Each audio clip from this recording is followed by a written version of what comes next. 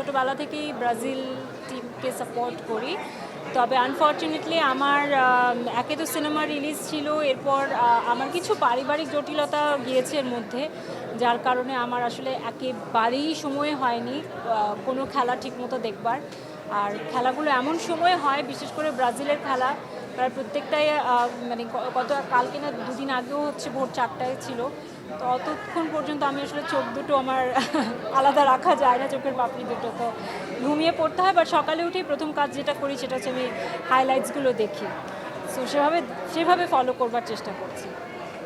এবারে ব্রাজিলের খেলা নিয়ে কতটুকু প্রত্যাশা ফাইনাল পর্যন্ত যেতে? ভালো, এ পর্যন্ত তো ভালোই, মানে গত কয়েক আসরে আসলে এত বেশি কি বলবো, একটু আন্ডার পারফর্ম করেছে ব্রাজিল বলা চলে। বাট এখন পর্যন্ত যতদূর দেখছি আমার কাছে মনে হয় প্রত্যাশা বাড়াচ্ছে। আমার মনে হয় এবার তারা অনেক দূর যাবে। নেইমার লাস্ট ম্যাচে খেলেছেন, নেইমারকে নিয়ে এক লাইন।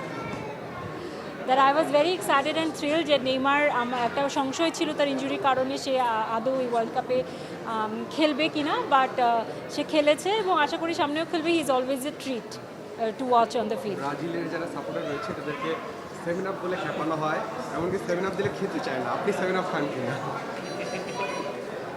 আমি কোনো রকমের কোল্ড ড্রিঙ্কস খাই না, তো এটার কোনো সম্পর্ক নেই, আমি এমনিতেই খাই না। তাদের মজার ছলে খেপানো হয়, এই জিনিসগুলো কীভাবে দেখেন? I take it very lightly. শুনেন, এই যে মজার ছলে খাপানো, এই যে প্রত্যেকবার বিশ্বকাপ আসে ব্রাজিল আর্জেন্টিনার, যে আমরা যখনই কোনো আড্ডা হয়, রিসেন্ট আমি একটা দাওয়াতে গিয়েছিলাম, তো সেখানেও এরকম কে ব্রাজিল কে আর্জেন্টিনা, একজন আর্জেন্টিনা খাপানো, এটাই তো আসলে ওয়ার্ল্ড কাপের আসল আমেজটা, আসল মজাটা। আমরা তো 4 বছর ধরে এই জিনিসটারই অপেক্ষা করি।